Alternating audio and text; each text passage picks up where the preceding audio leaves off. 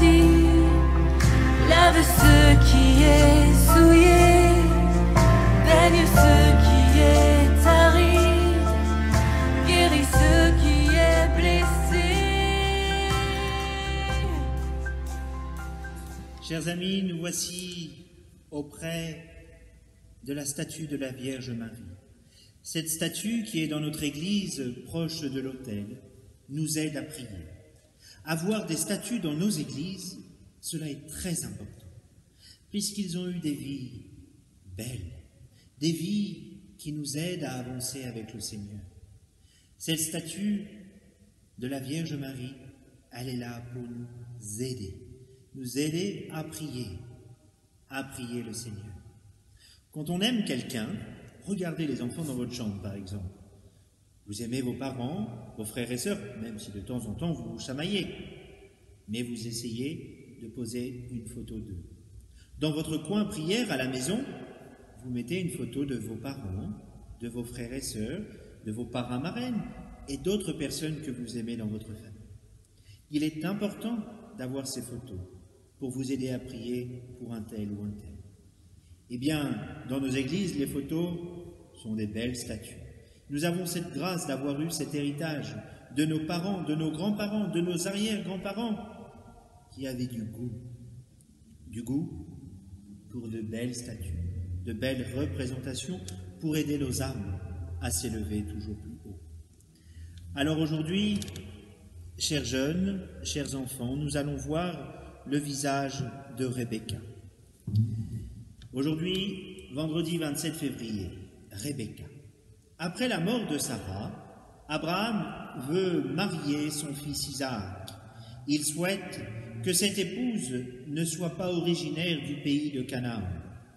Il envoie donc un serviteur en Mésopotamie, le pays où il est né et où il a encore de la famille. Ce serviteur rencontre l'élu près d'une source. Avec l'accord du père, il la ramène au pays de Canaan. Isaac et elle se rencontrent à peine. Le voyage terminé, leur accord est immédiat. Les jumeaux, Ésaü et Jacob, sont des personnages importants de l'histoire des Hébreux. Rebecca appartient à la famille d'Abraham, bien que ce dernier n'ait jamais revu les siens depuis sa fuite de la cité de Haran. Des années auparavant, les voici de nouveau réunis par l'union de leurs descendants. Jacob, le fils préféré, et c'est là la ruse de Rebecca, qui fait diriger la bénédiction d'Isaac très âgé vers Jacob, le plus jeune des jumeaux, et non vers l'aîné, Ésaü, comme le voulait la tradition. Cette substitution change le cours de l'histoire sacrée. Que la jeune fille lui donne à boire et abreuve ses chameaux, tel est le signe que le serviteur d'Abraham demande à Dieu pour reconnaître l'ennemi. Isaac épouse Rebecca et cela le console de la mort de sa mère. Au début de leur union, Rebecca se révèle stérile et le reste jusqu'à l'intervention divine. Alors Rebecca est la fille de Bathuel et petite-fille de Nassel, le frère d'Abraham et de sa femme Milca, sœur de Laban, femme d'Isaac, mère d'Ésaü et de Jacob. Rebecca, la femme d'Isaac, la jeune fille apporte de l'eau, ce qui la désigne comme l'ennemi.